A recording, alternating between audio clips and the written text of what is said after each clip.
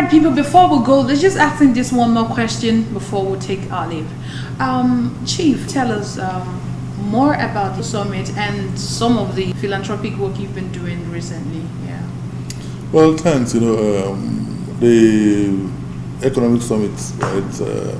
This year centered on education, and because as a people we realize that education is key. Yeah. And for the first time too, we had our young people, who are in schools, come out to speak of the Nigeria of their dreams. What they would like to see, this country become.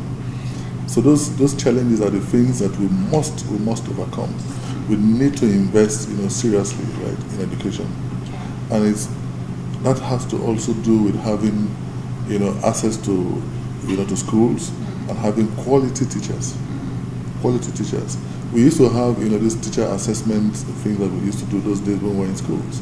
I'm not sure we still did those things, So you're going to have, right, a government that must create world-class infrastructure, but you must also have a government that is interested, right, in using education, right, to drive, the dream. So have a strong national dream and have education, drive it.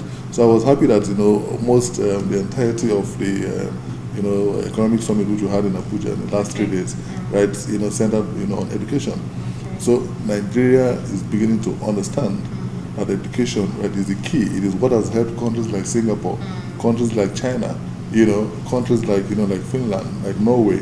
Education, right, is what they've used, right, to drive the economies. And then education is also what you use, right, to impart, aspiration into, your people, right? What is the national vision? Right? If we educate our people, then they are more likely to understand the national vision, and when they know that, right, that we are supportive of their efforts, then they are, they become more willing, right, to turn out, better citizens. Exactly. So it's fantastic, and that's why for me, I made it a priority, that I help indigent, students, and that's what I've done across the local government areas in River State. I mean, wherever I go, I look out for people who are brilliant, or who otherwise would be able to, to afford, education.